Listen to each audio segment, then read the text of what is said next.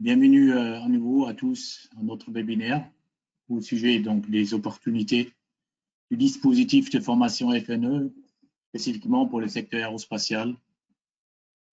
Nous avons déjà organisé ces webinaires sur la thématique au mois de juillet l'année dernière, mais aujourd'hui, nous vous proposons de présenter les modifications et les adaptations de ces dispositifs qui ont été mis en place pour l'année 2021. Mon nom est Thilo Schoenfeld, je travaille au pôle dans l'équipe permanente, présente essentiellement dans les activités à l'international pour le pôle et notamment pour les activités de nos membres en export et les échanges avec nos partenaires internationaux. Ce matin, nous avons deux intervenants. Je vous remercie. Donc, Émeric Deval-Roger, qui est président de la société Accents, ainsi qu'Ewan Pelobek. Oui, Sales Account Manager au sein de Air Business Academy. Bonjour. Oui. Il y a un son. Écoutez, comme pour les autres webinaires, on va couper vos micros. Vous pouvez poser vos questions via le petit onglet à droite questions. Et je vais alors lire vos questions en fonction de la présentation, soit pendant, soit à la fin de la présentation. On vise à terminer vers 11h30, donc ça reste quand même confortable pour poser quelques questions. Comme souvent, le webinaire est enregistré et il sera disponible à partir de après-demain, on va dire, en replay sur la chaîne YouTube du pôle. Et on va vous envoyer forcément le lien pour regarder le replay et récupérer les présentations également. Après cette petite intro, et je propose de passer le micro à Ewan. Tu présentes la première planche, c'est ça? Merci. Bonjour à tous. Donc, comme l'a dit Thilo, on est ensemble pour un peu moins d'une heure. L'objectif est vraiment d'échanger autour des nouveaux dispositifs du FNE, vous informer sur ce qui change par rapport à 2020 et ce que ça peut amener comme champ d'opportunité. Donc, on balayera la conférence sous le format suivant, les dispositifs du FNE et les formations en 2021, les nouveaux points clés, l'illustration par deux dossiers que Accents et Air Business Academy ont traités pour illustrer en fait comment le dispositif FNE a été déployé dans deux entreprises. Et bien entendu, avec Émeric, on répondra à toutes vos questions dans un échange via les questions-réponses. Donc, je vous présente en 2 minutes Air Business Academy, entité à laquelle j'appartiens. Donc, Air Business Academy est la filiale à 100% d'Airbus chargée de la formation. Nous traitons des formations au profit des employés du groupe Airbus, mais également au profit de toute la supply chain et de clients également externes, que ce soit dans le milieu de l'industrie ferroviaire, électronique ou navale. Nous évoluons au profit de différents types de clients, également dans l'aérospace. Donc, j'ai parlé de la supply chain, mais ça va aussi avec les compagnies aériennes, les MRO et toutes les entreprises qui évoluent dans ce secteur.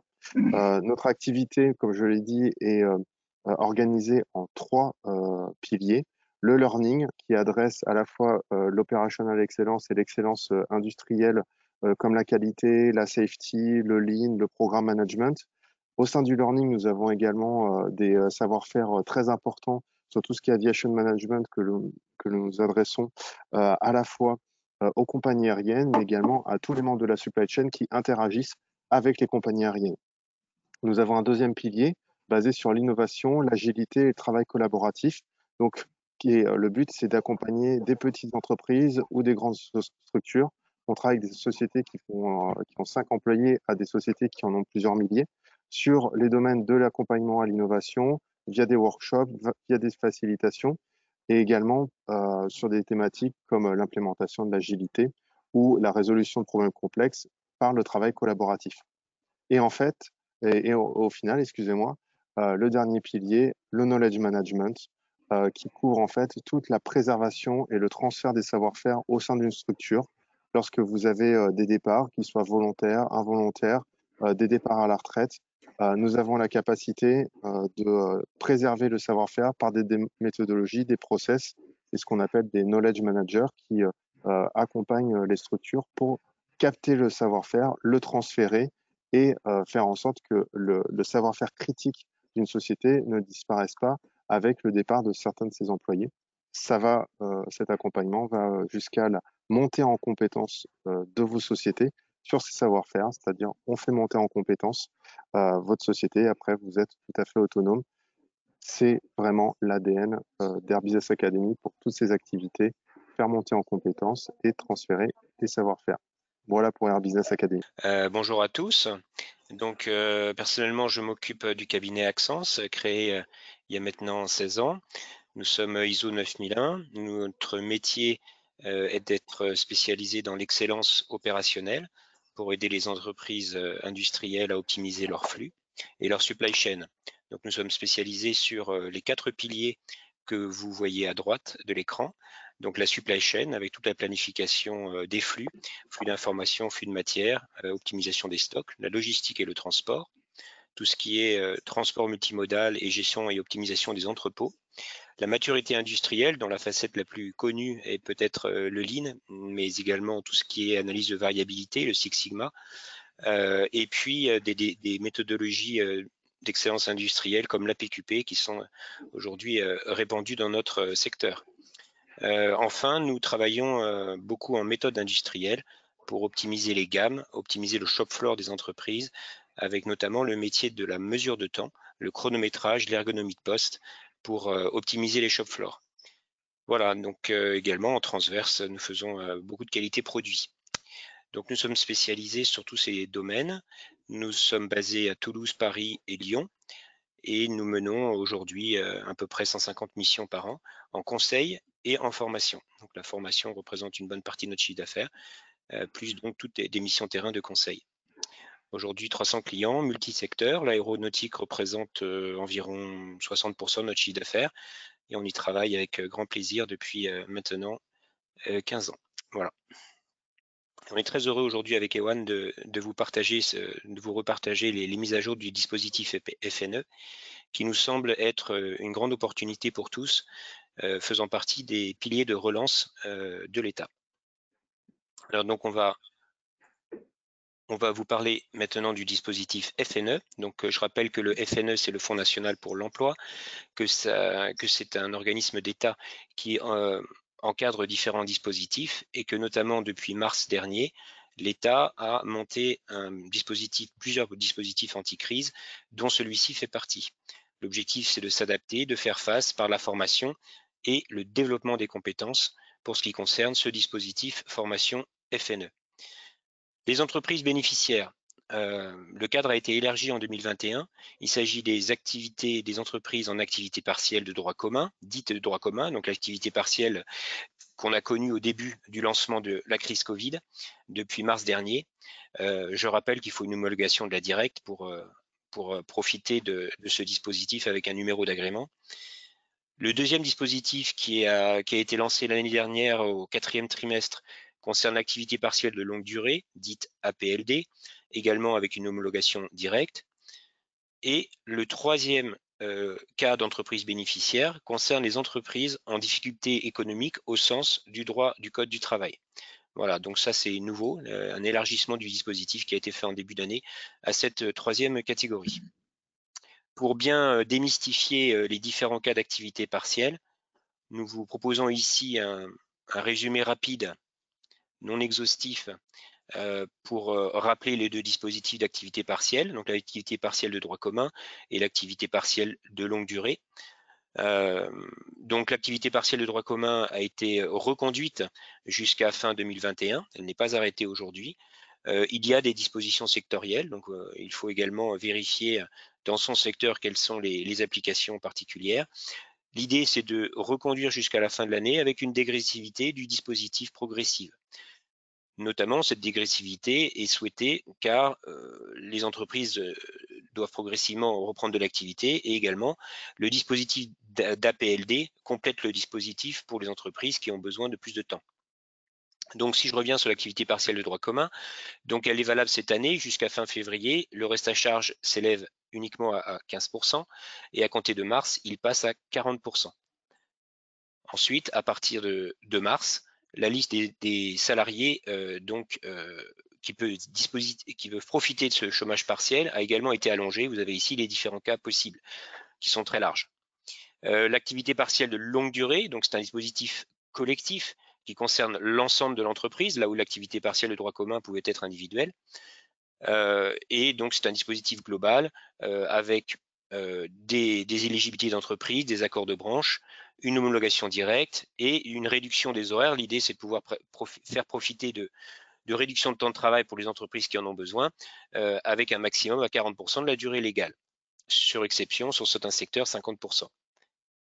Concernant la PLD, donc il y a des durées d'autorisation et des périodes sur lesquelles on peut invoquer la PLD. Donc on peut être en APLD pendant 12 mois, par exemple, en sortir et y re-rentrer. Voilà, d'où les deux chiffres que vous avez là, la limite de 24 mois consécutifs ou non sur une période de 36 mois. Et puis ensuite, donc quelques chiffres sur les allocations employeurs. Voilà, ça c'était juste pour rappeler ces deux dispositifs. Et comme on vient de le voir, je rappelle que le dispositif de formation SVNE s'applique à ces trois catégories: l'activité partielle APLD et les entreprises en difficulté économique. Du coup, quelles sont les nouveautés de dispositifs pour 2021? Alors, voilà les 5 points principaux. Le premier point, c'est l'ajout des entreprises en difficulté dont on vient de parler. Le deuxième point, c'est une aide qui va varier cette fois-ci en fonction de la taille de l'entreprise. Et vous allez voir le barème tout à l'heure avec Ewan, qui favorise les PME légèrement par rapport aux sociétés plus importantes. Le troisième point, c'est que les modalités ont été harmonisées, elles ont été simplifiées d'une certaine façon, et des conventions nationales ont été maintenant signées avec les OPCO. Donc on illustrera notamment avec l'OPCO 2I, qui est, je pense, l'OPCO principal pour une bonne partie d'entre vous, dans le secteur aérospatial. Donc ça a été stabilisé et à ce jour, donc les dossiers maintenant passent par les OPCO, là où au départ du dispositif, on avait aussi la possibilité de solliciter en direct les directs. Aujourd'hui, l'essentiel du dispositif passe par les OPCO. Toutes les formations vont être éligibles et l'accent a été mis sur 4 axes stratégiques pour rendre ces formations, je dirais, pour qu'elles rentrent dans le cadre des accents que souhaite l'État. Mais comme on va le voir, toutes les formes de formation sont éligibles, distancielles, présentielles, etc., etc. On va vous en parler. Enfin, le plafond de financement, au départ, il était de 1 500 € par personne au lancement du dispositif. Ceci a changé. Pour 2021, il est, à ce jour, en tout cas, de 6 000 € par personne par an. Et chaque dossier est instruit par l'OPCO de votre société ou de votre client si vous êtes une société de service. Donc voilà pour les 5 points principaux qu'on va détailler dans les planches suivantes. Disons que le dispositif donc se poursuit, il évolue, il s'élargit en termes d'assiette et vous allez voir que la prise en charge est maintenant en fonction des cas de figure de 40 à 100% en fonction de la taille et de la situation de l'entreprise. Concernant l'OPCO 2I, qui doivent concerner la majorité d'entre vous, les actions donc à ce jour peuvent se dérouler entre le 1er janvier 2021 et le 30 avril 2022. La transmission des dossiers doit-elle s'effectuer à ce jour, au plus tard le 31 décembre. Évidemment, le décalage entre le 31 décembre et le 30 avril est dû au fait que l'action de formation elle-même va s'étaler dans le temps. Voilà, donc souvent j'utilise l'expression à ce jour, puisque ces dispositifs sont assez dynamiques et les dispositions que nous vous présentons sont celles qui sont connues depuis 2-3 semaines, qui sont donc très récentes. Enfin, rappelons que le dispositif formation en 2020, c'était tout de même 180 000 entreprises, c'était 360 000 salariés, c'était 7 millions d'heures de formation et plus de 330 millions d'euros de financement de la part de l'État, en très grande partie à 100% pour les entreprises, quelquefois à 80% en fin d'année. Donc ce sont quand même des montants très importants, c'est une grande opportunité et ces chiffres demeurent pour 2021. Puisque le budget global de l'enveloppe ministérielle est aujourd'hui de plus d'1 milliard pour la période 2020 et 2021. Donc il y a vraiment une grande opportunité pour vos entreprises de profiter de ce plan, avec un objectif de 250 000 personnes formées. Alors n'hésitez pas, si vous avez des questions au fur et à mesure de la présentation, Thilo nous les convoiera pour rendre ceci plus dynamique. Surtout, n'hésitez pas. Donc maintenant, je passe la parole à Ewan qui va vous présenter les 10 points clés de ce dispositif. Donc là, je vais rentrer un petit peu plus en détail de ce qu'a pu dire Aymeric. Donc bien entendu, comme il l'a dit, si vous avez la moindre question, n'hésitez pas à nous interrompre via le chat et nous serons ravis d'essayer de répondre à toutes vos questions. Donc les 10 points clés du dispositif. D'une part, pour briser un premier préjugé, ce dispositif FNE n'est peu, voire pas du tout sélectif. Il concerne toutes les entreprises, absolument toutes. Donc, qu'elles sont en activité partielle, AP ou APLD, ou en difficulté économique au sens du Code du travail, avec l'article L1233-3 du Code du travail. Donc, vous pouvez vous référer à cet article, mais j'imagine que vous êtes suffisamment spécialisé dans la matière pour savoir également si vous êtes éligible à ça. Dans tous les cas, c'est un panel extrêmement large d'entreprises qui peuvent bénéficier de ce process. D'autre part, tous les salariés sont concernés en activité partielle ou non. Comme on l'a vu, les dispositifs s'appliquent la plupart du temps à des entreprises dans leur ensemble. Donc, contrairement à ce qui était le cas l'année dernière avec le FNE, interdisant à un moment donné du dispositif la non-mixité, aujourd'hui, tous les salariés sont concernés et peuvent bénéficier de ce dispositif, à part une toute petite exception qui concerne les apprentis, ce qui est tout à fait logique. Ils bénéficient de par leur statut et grâce à votre soutien, au soutien des entreprises, déjà d'une formation rémunérée. Donc, il est tout à fait normal qu'ils soient exclus de ce dispositif de formation. Le dispositif FNE concerne toutes les actions de formation. Donc, en fait, quel que soit le domaine, quelle que soit la nature, quels que soient les objectifs et les classes mixtes, excusez-moi, et les actions de formation doivent être délivrées par un organisme de formation répondant aux critères qualité.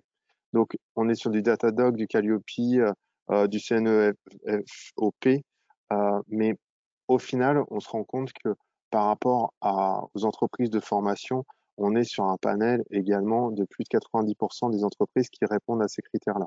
Donc, au final, un choix extrêmement large de formation sont accessibles et tous les acteurs de formation avec lesquels vous travaillez déjà, plus tous ceux avec qui vous pouvez rentrer en contact pour des nouvelles formations ou des besoins spécifiques, sont éligibles. Les actions de formation doivent s'inscrire dans 4 axes stratégiques qui sont appelés, qui ont été nommés, et ça c'est une des nouveautés qu'a évoqué Aymeric, c'est la notion de parcours.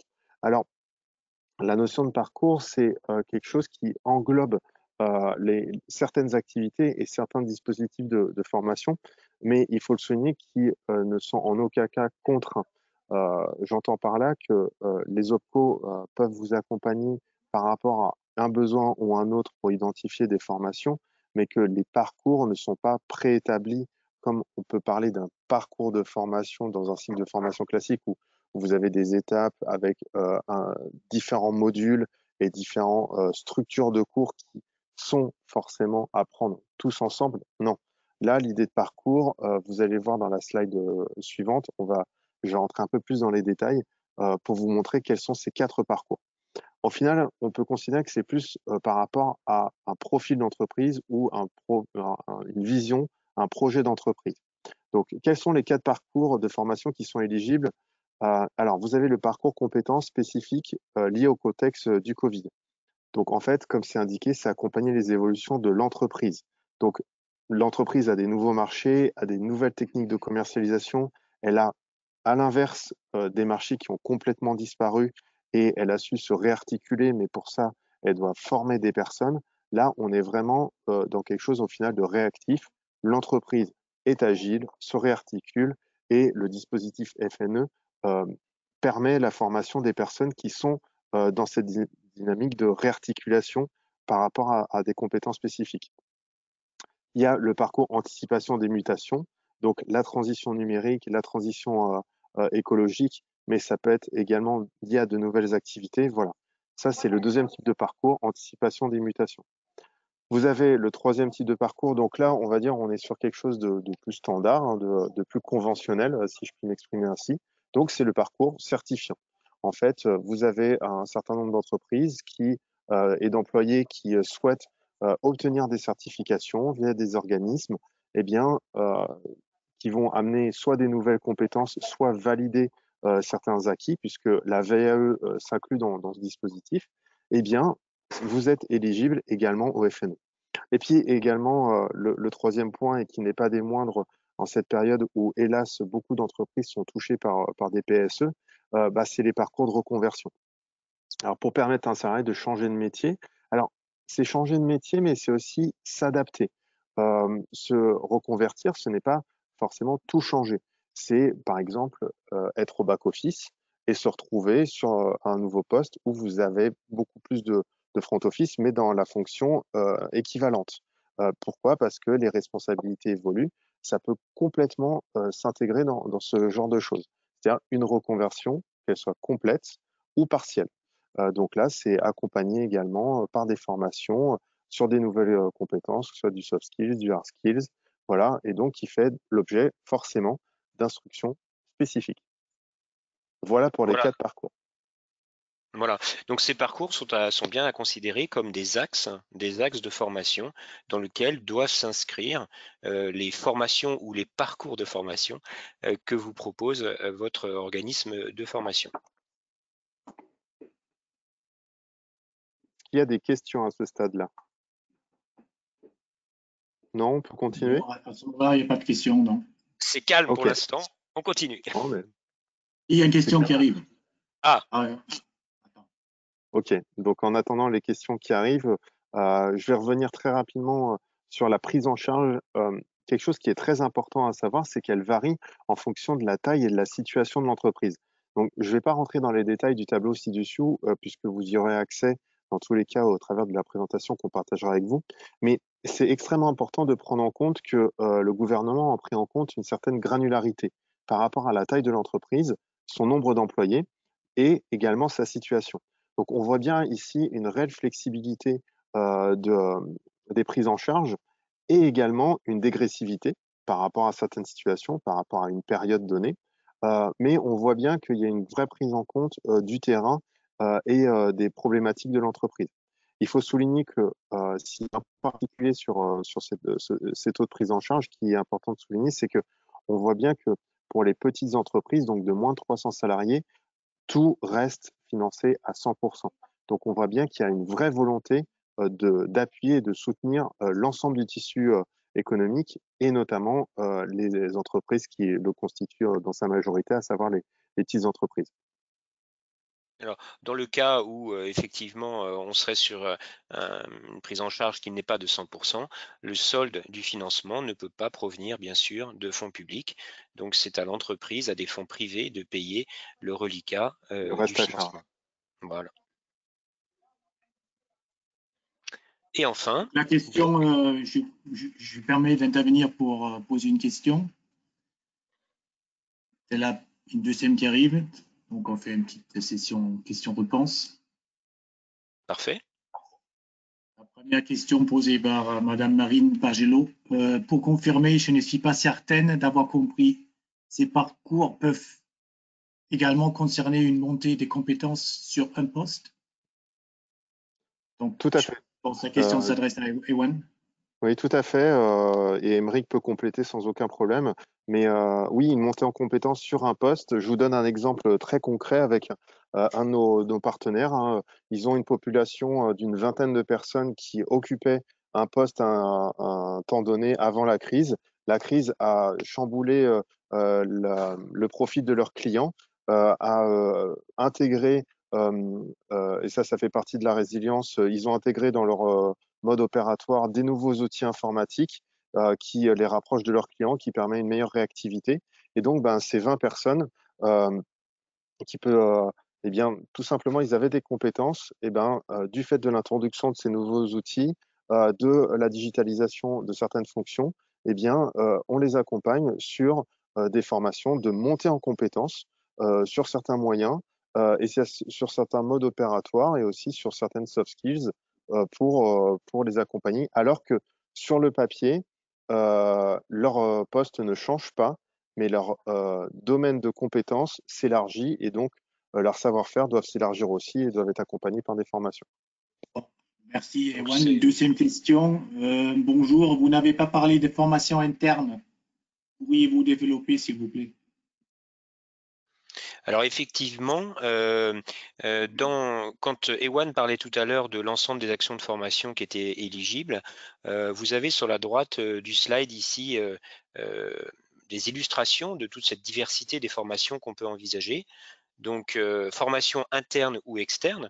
Donc vous pouvez effectivement utiliser le FNE pour organiser une formation au bénéfice de vos employés en interne, ou vous pouvez faire un montage donc pour des formations externes pour former vos partenaires, ou à l'inverse pour qu'un cabinet forme des gens de votre entreprise.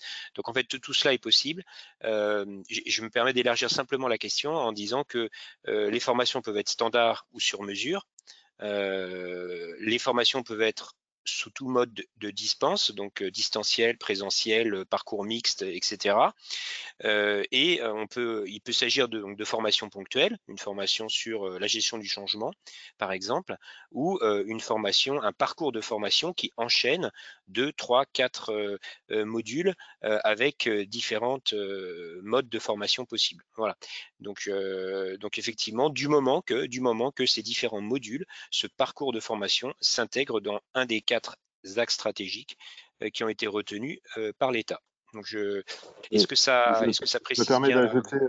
Je me permets d'ajouter un élément. Si on prend par contre la notion de formation interne au sens, vous avez au sein de votre entreprise des capacités de formation avec des formateurs internes qui sont en mesure de former des personnes.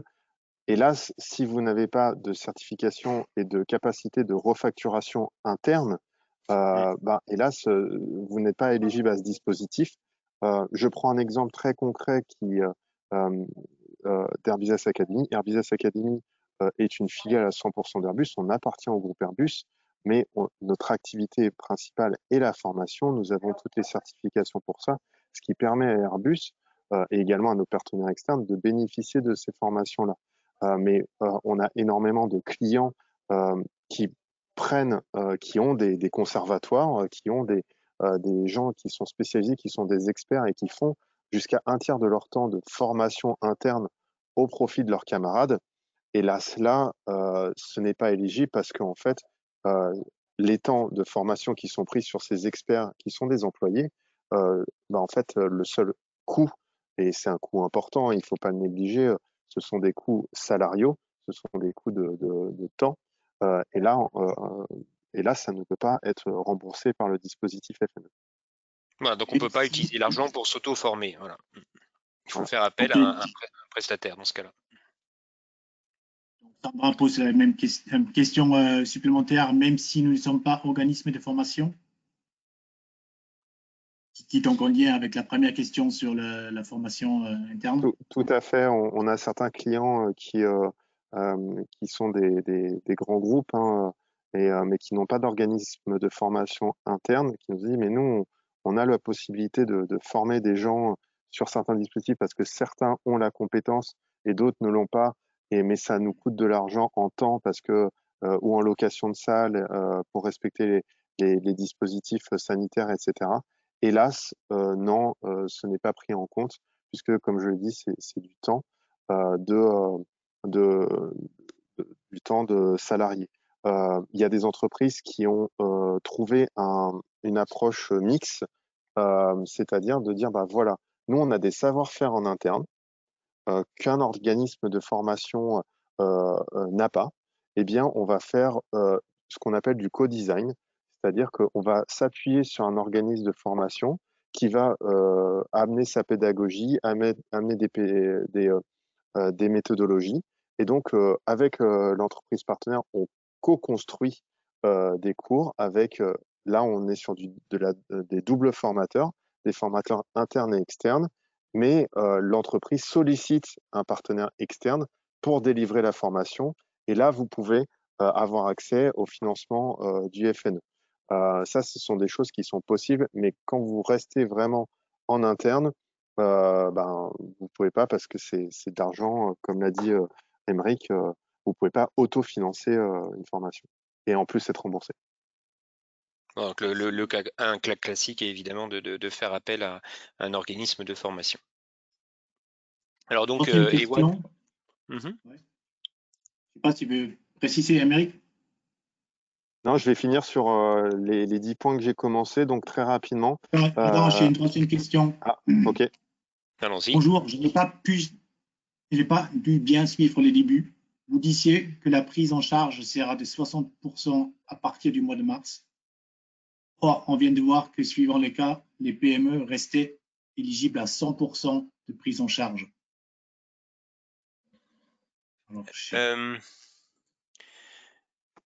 Alors effectivement, donc les pourcentages qui étaient indiqués au début concernent, c'était un rappel sur l'activité partielle et l'activité partielle longue durée en dehors du dispositif FNE. Donc il faut bien distinguer les deux aspects. C'était juste pour inclure dans cette présentation un petit rappel sur qu'est-ce que c'est que l'activité partielle en France aujourd'hui et qu'est-ce que c'est que l'activité partielle longue durée et dans quelle mesure vous êtes éligible potentiellement à ces deux dispositifs. Donc ça, c'est une chose qui est indépendante du dispositif FNE qui concerne l'ensemble des entreprises. Ensuite, dans le cadre de la formation FNE, vous pouvez vous appuyer sur l'activité partielle éventuelle dans votre entreprise, l'activité partielle longue durée éventuelle dans votre entreprise, ou le fait que votre entreprise soit effectivement en difficulté au sens du code du travail. Donc ce sont deux dimensions parallèles, voilà, qui ont donc chacune leurs règles et donc pas les mêmes pourcentages sur certains critères, mais c'était simplement pour rappeler voilà, dans quelle mesure vous pouvez vous inscrire dans une des trois dimensions. Et effectivement, comme vous l'avez dit, vous avez à l'écran les pourcentages de remboursement qui, pour une société conséquente, jusqu'à 300 personnes, va jusqu'à 100% dans le cadre de l'activité partielle. Merci pour la précision, c'est plus clair. C'est la réponse que je reçois. Merci pour les réponses de la part des 3 personnes qui ont posé des questions. Très bien, donc on va pouvoir terminer donc les 10 points clés du dispositif avec Ewan. Donc cette fois-ci concernant les forfaits de frais, puisqu'il y a les cours, mais il y a aussi les frais annexes. Donc, il y a ça a été introduit en fin d'année dernière pour aider un petit peu plus les entreprises à participer. Donc, ça, c'est le 7e point, à des frais annexes, donc de déplacement, de logement et ce genre de choses qui avant étaient complètement exclus du dispositif. Donc là, vous bénéficiez de 2 € hors taxe par heure de formation. Donc, ça peut paraître bénin, mais au final, lorsque vous cumulez des centaines et des centaines d'heures de formation, c'est une aide supplémentaire. Il faut en être conscient et surtout, lorsque vous montez des dossiers, ne pas hésiter à solliciter cette aide. L'activité partielle et la couverture de rémunération. Donc, pour les entreprises en activité partielle, la rémunération, au final, est déjà soutenue par l'activité partielle. Donc, au final, une personne qui est absente du lieu de travail, elle est soutenue par l'activité partielle et donc là, ça rentre dans le système, on va dire, de paye classique et auquel vous êtes tous maintenant, hélas, habitués. Et pour les entreprises de moins de 50 salariés, encore une fois, là, c'est un soutien aux plus petites entreprises. L'OPCO peut prendre en charge la rémunération des salaires des stagiaires, donc des salaires des stagiaires. Donc ça, c'est encore une fois une aide supplémentaire qu'il faut avoir en tête pour les toutes petites entreprises. Le maintien dans l'emploi, ça peut être considéré comme une contrepartie demandée à l'employeur. Enfin, c'est clairement une contrepartie demandée à l'employeur. C'est le maintien dans l'emploi de la personne qui suit la formation sur la durée de la formation. Alors, ça peut paraître être anodin lorsqu'on parle d'une formation d'une journée, parce qu'au final, il y a très peu de contrepartie pour l'entreprise, sachant que mais quand vous engagez des frais à hauteur de quasiment 6 000 € pour un employé pour sa formation, vous doutez bien que là, il s'inscrit dans un parcours et que la formation, elle peut durer 6 mois, 8 mois, voire 1 an. Donc là, ça devient quand même assez dimensionnant pour l'employeur. Et il faut savoir que tant que la formation n'est pas terminée, n'est pas achevée, il y a un devoir pour l'employeur de maintenir l'emploi. Voilà. Et enfin, la procédure. Les demandes, ça n'a pas changé. Les demandes s'effectuent toujours auprès de l'OPCO. Vous verrez, Aymeric va vous détailler un peu plus en détail la procédure. Il faut souligner que c'est quelque chose de très encadré. Il y a eu des petits ratés pour ceux qui ont déjà fait appel au FNE l'année dernière, de mise en route, de coordination entre les entreprises, les OPCO, les documents nécessaires. Tout ça, ça a été vraiment très lissé. Et juste pour vous donner un retour hein, par rapport à nous, ce qu'on voit sur notre activité, sur des douzaines et des douzaines de dossiers qu'on a traités l'année dernière, aujourd'hui, seuls 2 n'ont pas encore été réglés par l'OPCO. Donc, je veux dire, c'est vraiment l'épaisseur du trait. Donc, la procédure, elle a été encore optimisée, elle a été un peu simplifiée. Et s'il y a quelque chose qu'on doit vraiment partager avec vous, c'est que ça fonctionne et qu'on est très très loin des lourdeurs administratives qu'on peut connaître. On en discutait juste avant la conférence avec Émeric sur les délais que l'on observe de traitement des dossiers entre une demande et un approval, un accord. On est sur un délai de 2 semaines à 3 semaines. Donc, ça fonctionne. Tout à fait, donc ça fonctionne très très bien et très vite. Donc ici vous avez un lien, pour ceux qui seraient dans l'OCO2I, vous avez un lien internet avec une espèce de fiche pratique. Par ailleurs, essayons de résumer finalement le process par ce diapo. Donc, en fait, c'est très simple. Vous allez, soit votre collaborateur, soit votre entreprise va identifier la formation, les thématiques qui vous intéressent. Vous allez regarder ce qui est offert sur le marché et choisir un organisme de formation. Ensuite, le processus va être très simple. Comme classiquement, une convention de formation va être établie entre vous et l'organisme de formation. Donc, on va voir les documents clés sur la gauche. Donc, cette convention, typiquement, va détailler le programme ou le cours, la formation elle-même, la date, le prix, etc., l'ensemble des conditions. Ensuite, vient se compléter une demande de financement, donc adressée à l'OPCO, en sus de la convention, en plus de la convention. Donc là, il y a différents templates qui vont être en fait utilisés en fonction des 3 cas de figure. À ce jour, les templates usuels que nous avons beaucoup utilisés avec ABA et Accence concernent le cas de l'activité partielle. Donc c'est un formulaire assez simple qu'on va vous présenter dans la page suivante. Il va y avoir des variations de ces formulaires qui vont être très bientôt rendues disponibles sur le site du ministère, donc pour le cas de l'APLD et pour le cas des entreprises en difficulté. Voilà, donc finalement que 2 documents.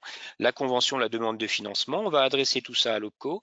L'OPCO, en 2 à 3 semaines, va étudier le dossier et vous donner ou pas un agrément se basant sur le respect des critères, se basant également sur une appréciation de l'équation économique pour qu'elle rentre dans les coûts usuels des formations. Voilà, pour que l'État finance au bon prix les formations. On a sur l'expérience de l'année dernière et de dizaines de dossiers, on a toujours eu des équations économiques raisonnables qui sont acceptées.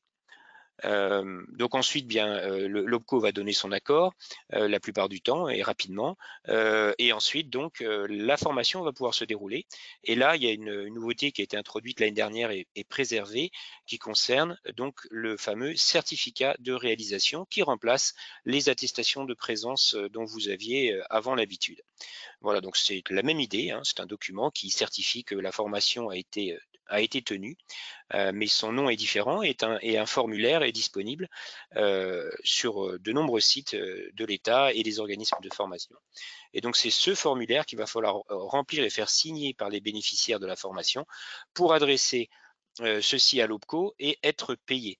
Rappelons que comme souvent dans la formation, il y a 2 schémas possibles. L'entreprise peut payer son prestataire, l'organisme de formation, être remboursé par l'OPCO, ou inversement, peut solliciter dans l'instruction du dossier que l'organisme de formation soit directement réglé par l'OPCO. Donc les 2 sont administrativement possibles.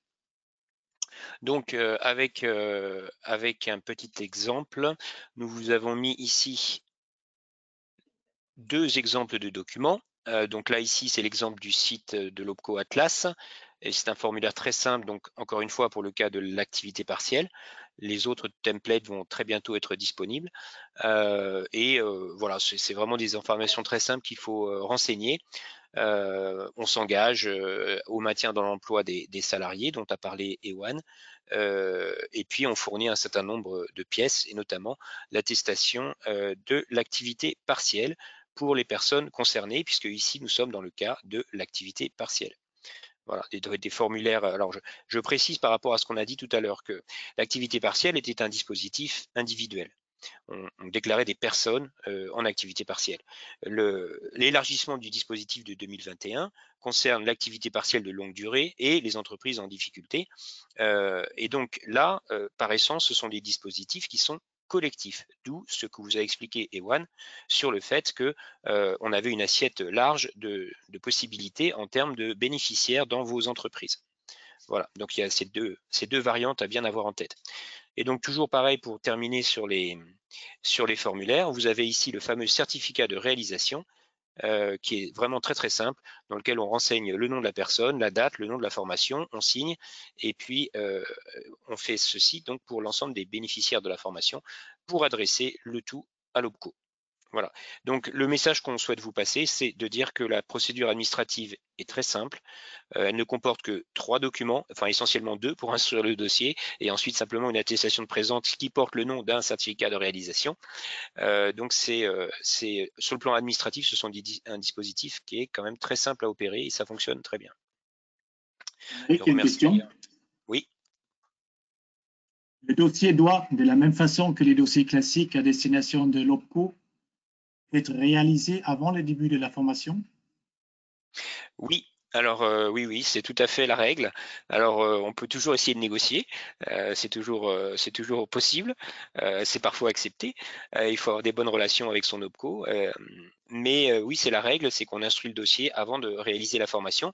Et on a dit tout à l'heure que les délais classiques, ce sont 2 à 3 semaines pour l'instruction du dossier. Donc voilà, idéalement, il faudrait, pour travailler sereinement, il faudrait que la formation soit identifiée un petit mois avant, le temps de trouver l'organisme, de faire tout ça, d'avoir l'accord et de pouvoir sereinement engager les choses. Nous avons eu côté Accence des dossiers qui on a eu la chance d'être acceptés en une semaine, 10 jours, voilà, donc ça peut aller un peu plus vite. En contactant l'OPCO avec diligence et amabilité, on peut parfois avoir peut-être des temps un peu plus rapides sur des urgences, mais c'est effectivement la règle générale. Je ne sais pas si tu veux compléter, Ewan. Non, on constate exactement la même chose, c'est que une vraie réactivité des OPCO, là, du fait des montants un peu plus importants des prises en charge, les OPCO nous ont signalé qu'il y aurait moins de dossiers traités de façon validée automatiquement, ce qui était le cas avant avec le plafond de 1 500 € par personne qui avait été établi. Mais on se rend compte que à partir du moment où il y a un vrai besoin et qu'il est justifié, ils savent être aussi plus réactifs. Nous, on a le cas d'une personne en interne qui devait suivre une formation pour répondre à un appel d'offres et on a réussi à avoir l'accord et la validation du dossier en une dizaine de jours. Donc voilà, c'est tout à fait possible, mais clairement, quand on connaît les processus administratifs, déjà être sur et on se rend compte que 2 à 3 semaines, c'est très court, d'une part, et que parfois les latences viennent même des entreprises, hein, puisque dès que vous voulez engager des employés dans un process de formation, obtenir à la fois leur accord, obtenir les validations des plannings avec leur disponibilité et tout ce que ça implique, la prise en compte des vacances, l'anticipation de la charge de travail, etc. Au final, 2-3 semaines en entreprise, en interne, si vous voulez former une vingtaine ou une trentaine de personnes, les 2-3 semaines, vous y êtes largement. Voilà. Ok. Madame Page, je vous remercie de vos réponses. Pas d'autres questions sinon. Voilà, donc il nous reste à peu près 12-13 minutes. Donc on va vous illustrer simplement tout ça avec deux cas récents vécus et réalisés du dernier trimestre 2020. Je te laisse débuter, Ewan. Oui, aucun problème. Donc moi on avait sollicité avec Accence différents clients, mais comme vous avez pu le voir, les délais ont été assez courts puisque pour vous fournir des mises à jour rapides, vu que les nouveaux dispositifs sont sortis fin janvier, on n'a hélas pas pu avoir le témoignage comme ce fut le cas la dernière fois d'un entrepreneur, enfin d'une entreprise pour les cas réels. Donc, on a décidé de partager avec vous ces 2 petits cas réels. Donc, moi, je commence par le mien. Donc, ça concerne une entreprise qu'on a formée en plein cœur du premier confinement, donc le premier confinement dur, où on a été sollicité en fait. Donc, c'était une petite PME, 27 employés. de les aider et de les soutenir sur deux thématiques majeures pour eux. Du fait du confinement et du fait du temps qu'avaient certains ingénieurs, ils se sont dit, ben voilà, c'est la possibilité pour nous de prendre du recul, de nous remettre en question et de se dire, ben voilà, quel est, et de mettre l'accent sur deux points majeurs qui pourraient amener de la valeur ajoutée à notre solution. Donc, il a été identifié deux thématiques, la revue de l'architecture et du design du produit phare de cette société, et innover à partir des briques technologiques qu'ils avaient et d'être accompagnés dans ce sens, puisqu'ils se sont rendus compte que parfois, quand on a trop le nez dans le guidon, on n'arrive pas à innover suffisamment et à identifier des axes d'amélioration d'un produit sur lequel on travaille depuis 2 ou 3 ans. Donc, il a été identifié ces deux thématiques et un panel de 12 experts, principalement les ingénieurs du bureau d'études et certains experts techniques, avec également le président et le vice-président de l'entreprise, ont participé à une préparation avec juste les managers et les présidents à l'organisation du workshop. Donc, ça s'est fait en 3 sessions euh, euh, en avance de phase. Et puis après, on a eu 2 workshops qui ont été réalisés justement pour traiter ces deux problématiques avec 2 facilitateurs experts d'Air Business Academy qui ont une réelle expertise sur tout ce qui est résolution de problèmes complexes et travaillent sur notamment tout ce qui est value proposal. Ça faisait partie des engagements. Et l'objectif, c'était de mener ces 2 workshops à bien avec des livrables, avec un plan d'action. Et il faut souligner que toutes ces actions, bien entendu, comme on était en plein confinement, ont toutes été réalisées à distance avec des outils très divers, à la fois des outils de l'entreprise digitaux, mais également des moyens d'Air Business Academy. Donc, tout ça a été un vrai succès. Pourquoi? Parce que ça a été réalisé en moins de 2 mois, appel d'offres inclus. Donc, entre l'expression de besoin et la réalisation complète des 2 workshops et leur préparation, se sont écoulés moins de 2 mois. Donc, une réactivité avec une petite entreprise. Comme je le disais, on travaille avec des grands groupes, mais on sait aussi travailler avec des PME. Ça nous arrive très souvent. La réalisation de 2 workshops pour un budget d'environ 6 500 euros hors taxe. Un financement, et ça doit être vraiment souligné, un financement à 100% par le FNE et une valeur ajoutée réelle pour cette entreprise qui était très satisfaite des résultats et des conclusions et de l'accompagnement des facilitateurs suite à cette expérience. Voilà. Un deuxième petit exemple, donc également dans l'aéronautique, une société rang 1 et rang 2, un site industriel entre 100 et 200 personnes, avec 3 thématiques qui ont été retenues, la gestion du changement, la résolution de problèmes industriels, la gestion de projet, qui rentre bien dans les dispositions, par exemple, des axes stratégiques qu'on vous a présentés tout à l'heure. C'est une initiative qui a été assez globale puisque plus de 50 personnes ont fait partie de 3 parcours de formation différents, soit quand même un bon pourcentage de l'effectif de ce site industriel. Tous les niveaux hiérarchiques ont été impliqués à travers 7 sessions qui se sont faites en intra. Et donc là, pour donner une illustration différente, c'était du présentiel, mais comme vous l'avez vu, donc présentiel et distanciel et parcours mixte étaient et sont possibles cette année. Voilà, donc il y avait un volume de formation assez important et 100% du budget a pu être financé pour plus de 15 000 euros.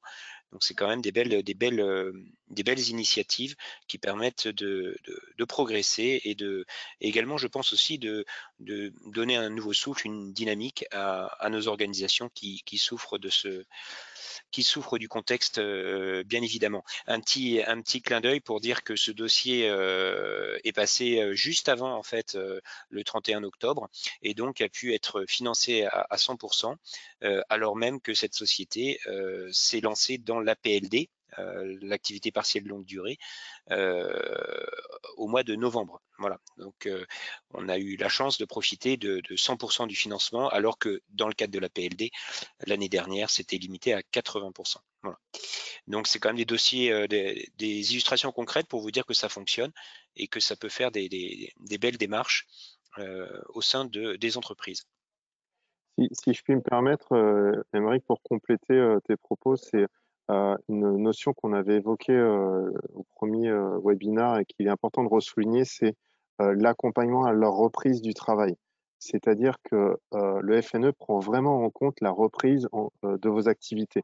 Je m'exprime. Tout simplement, si aujourd'hui vous signez une convention de formation qui va s'étaler sur 6 mois et que vous avez un financement, ce financement ne sera en aucun cas remis en cause si vos employés se retrouvent avec une charge de travail supérieure et que l'APLD est un peu réduit. L'objectif, c'est vraiment de réaccompagner l'activité.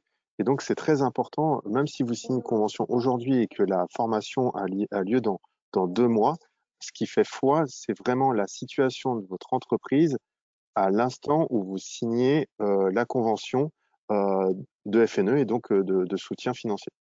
À l'instruction du dossier, absolument. Une fois que le dossier est instruit, il est instruit et la vie de l'entreprise poursuit son cours. Alors, précisons par rapport à, dans cet esprit-là également, précisons par rapport au fait que la clause de maintien de l'emploi, que la vie de votre entreprise peut faire en sorte qu'au moment de l'instruction, les 5 personnes que vous avez choisies qui sont volontaires, eh bien, vont lancer ce dossier. Et puis, quelques mois plus tard, il y a une personne qui quitte l'entreprise, quelle qu'en soit la raison. Ça ne remettra pas en cause l'instruction du dossier lui-même. Simplement, vous serez remboursé sur la base des gens qui sont toujours en emploi dans votre entreprise lors de la clôture de la formation. Voilà. Donc la clause du gouvernement n'est pas coercitive. Elle est simplement logique de dire que à la fin du programme de formation, il faut que ces gens-là soient toujours dans votre entreprise. Voilà. Mais ça ne vous empêche pas de monter le dossier. Et s'il y a des nouveautés dans l'évolution des organisations, eh bien, il y a peut-être finalement 4 personnes sur les 5 dans mon exemple qui seront financées in fine. Donc c'est quand même, tout cela est quand même fait dans un esprit très positif et non coercitif. Merci. Pour l'instant, il n'y a pas d'autres questions dans le chat, c'est-à-dire il y en avait une, mais vous avez donné la réponse à travers de vos exemples, donc, ce qui prouve que votre présentation elle est très bien, elle donne tous les détails. Donc, parfait. On espère. S'il y a d'autres questions, n'hésitez pas à les poser. Sinon, on peut montrer les questions, les Q&A classiques pour illustrer. Voilà, donc le FNE n'est pas que pour les grandes entreprises. Le FNE est que pour les grandes entreprises, non.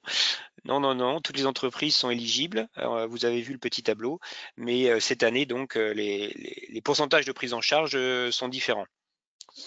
Yoann?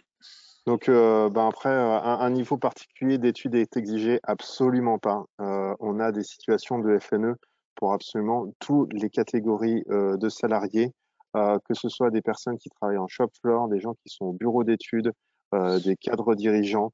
Voilà, toutes les populations sont éligibles au FNE et ça, il faut vraiment le partager dans l'entreprise.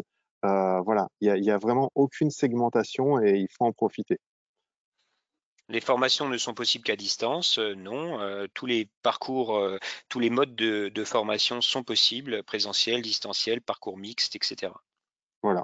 Ce qu'on entend par parcours mix, vous en avez sûrement entendu parler, c'est les parcours blended, où de plus en plus, vous avez une part de la formation qui est diffusée en e-learning pour faire des préparations. Vous avez un peu de virtual classroom ou de classe en présentiel qui peuvent être espacées par des études de cas, des business cases à réaliser et après, à nouveau en e-learning. Voilà. Tout est possible et contrairement aux précédentes formules de FNE, là, vous avez vraiment tous les types de diffusion de la connaissance par la formation qui sont éligibles.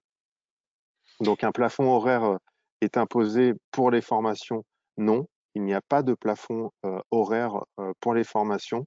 Il faut juste être conscient que la formation ne doit pas excéder 12 mois et que la période et que ça peut s'étaler jusqu'à 36 mois qui sont consécutifs ou 24 mois non consécutifs, mais dans tous les cas, la période ne doit pas excéder 1 an et demi. Mais là, on se rend compte que 1 an et demi, on espère tous que on aura passé le plus gros de la vague et qu'on ne sera plus en train de faire des webinaires pour nous aider à nous former, mais qu'on sera vraiment dans une nouvelle dynamique.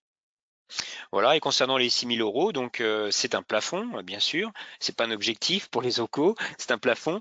Rappelons par rapport à ça que vous pouvez très bien faire profiter à quelqu'un de 3 formations différentes pour une somme globale de 3 000 € répartie sur différentes formations, même différents organismes. Ce qui compte, c'est que la somme des formations reçues par cette personne, puisque les 6 000 € sont par personne par an, n'excède pas les 6 000 €. Voilà, donc dans mon exemple, et c'est ce qui était arrivé d'ailleurs dans l'exemple précédent du sous-traitant de rang 1, rang 2. Il y avait donc des personnes qui ont suivi plusieurs modules et à chaque fois, la somme des financements pour cette personne-là ne devait pas excéder le plafond. Donc cette année, 6 000 € par personne par an. Sur ce plafond, il est intéressant de souligner que les OPCO sont aussi flexibles. Il est arrivé qu'il y avait des formations considérées comme critiques pour l'entreprise. À partir du moment où c'est argumenté, la directe et les OPCO sont à l'écoute et peuvent abonder un petit peu. Par exemple, quand il y avait le plafond, la somme des 1 500 € par personne, c'est arrivé que des formations à 2 000 € soient validées. Il faut le savoir. L'autre élément qu'il faut savoir au niveau de tous les organismes de formation, c'est le cas d'Accent, c'est le cas d'Air Business Academy et de la plupart des organismes de formation.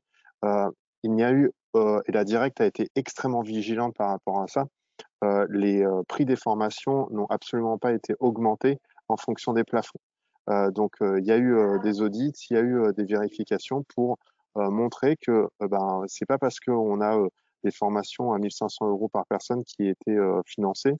Si dans le passé, on avait des catalogues de prix qui indiquaient une formation, par exemple, à 600 € par personne, les organismes de formation n'ont absolument pas augmenté leur prix pour clairement profiter de la manne financière. Et je pense que c'était important de le souligner. Oui, tout à fait. Thilo, je Merci. ne sais pas s'il y a d'autres questions. Non, pour l'instant, pas d'autres questions. Par contre, il y a un commentaire, plutôt une félicitation. Donc, c'est très positif de la part de Madame Cortula Bassanti de Tools Business School, qui vous Bonjour Cordula. félicite pour votre exposé très clair. Et elle précise que demander de la formation co-financée FNE exige un petit temps consacré de la part de l'entreprise, voire d'un consultant, mais ceci est possible pour toute entreprise. Elle souligne que c'est vraiment possible pour toute entreprise. Oui, Ouais. ça demande un tout petit peu de temps, mais il faut clairement dire aussi que les organismes de formation, quels qu'ils soient, sont rodés à l'exercice et peuvent, enfin, ça c'est mon avis personnel, il n'y a pas forcément besoin d'un consultant pour monter un dossier de ce type-là. Le dossier est assez simple et tous les organismes de formation sont rodés à l'exercice et peuvent vous accompagner si vous avez des questions à ce niveau-là pour compléter s'il y a des éléments qui suscitent des questions ou des doutes. C'est surtout une grande Question, opportunité pour tous. Ouais. Louis Bolt, qui pose la question pour reprendre votre exemple sur le plafond des 6 000 € découpé en plusieurs modules. Est-ce que l'on peut, doit, monter un seul dossier par cours contenant les différents modules ou peut-on monter plusieurs dossiers distincts? Alors en fait, ça s'entend par an. Les 6 000 € de plafond s'entendent par an. Alors ce qui va potentiellement arriver, c'est que vous allez avoir une première action de formation sur lequel cette personne va avoir 2 ou 3 modules. Donc là, évidemment, ça va être instruit en même temps pour cette opération de formation.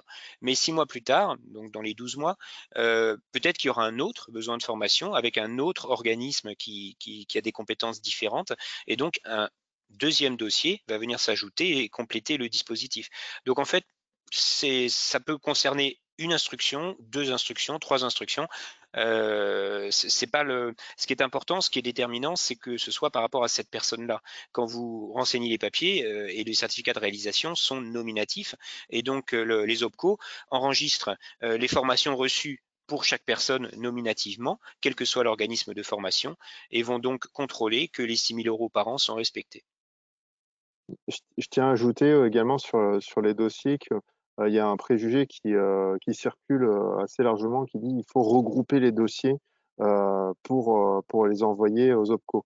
Alors, la réponse est oui, en effet, ça peut faciliter le traitement des dossiers. Et si vous avez plusieurs salariés qui sont concernés par ce dispositif, Si vous pouvez faire un package et l'envoyer en une seule fois à l'OPCO, ça facilite les démarches, mais ce n'est en aucun cas obligatoire et vous pouvez très bien envoyer un dossier par, euh, par, euh, par participant ou par personne formée.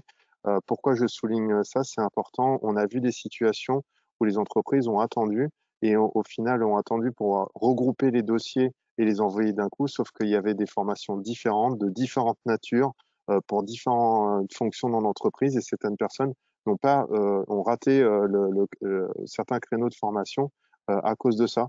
Donc c'est vraiment dommage, surtout pour l'employé. Voilà, bien sûr, c'est recommandé de regrouper les dossiers, mais c'est en aucun cas obligatoire. Il peut être intéressant, c'est de regrouper par type de formation, puisque dans l'instruction du dossier, il y a le respect économique, le montant économique, mais il y a aussi donc la validation de la formation elle-même par rapport aux 4 axes stratégiques appelés parcours. Et donc du coup, si on envoie un dossier par type de formation, ce sera probablement plus facile en termes d'instruction, puisqu'il faudra juste valider que cette formation est éligible au dispositif. Mais tout est possible. Très bien. Donc, Madame Pachelot vous remercie également pour votre présentation très complète. Merci de nous avoir donné l'occasion de participer. On espère avoir été utile et avoir levé certains doutes et cassé certains préjugés sur ce dispositif qui vraiment aide tout l'écosystème aujourd'hui à faire face à cette situation très particulière. Voilà, et puis les supports vont vous être véhiculés par Aerospace Valley, qu'on remercie d'avoir organisé ce webinaire. Merci à tous. La solidarité va tous nous aider. Vous n'avez pas encore fini, il y a d'autres questions qui arrivent. Ah, très bien. Bonjour, le salarié doit-il être déclaré en AP auprès de la directe le jour où il assiste à la formation? Oui. Alors, ça dépend dans quel dispositif on se place. Donc l'AP, la PLD ou les entreprises en difficulté. Donc, si on est dans le cadre de l'AP, effectivement, il va être nécessaire lors de l'instruction de pouvoir donner son numéro entreprise d'homologation d'activité partielle.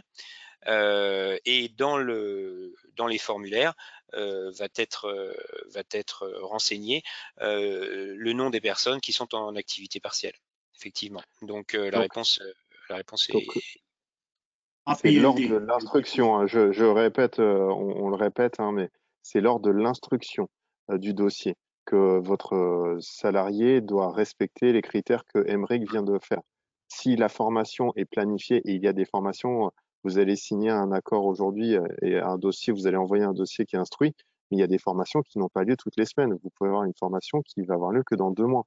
Eh bien, si votre salarié, dans 2 mois, n'est plus concerné par l'AP, le dossier aura été instruit 2 mois avant, donc le salarié pourra faire sa formation et vous pourrez bénéficier du remboursement, puisque ce qui fait vraiment foi, c'est, voilà, si on image la chose, hein, la photo, elle est prise au moment où vous déposez le dossier.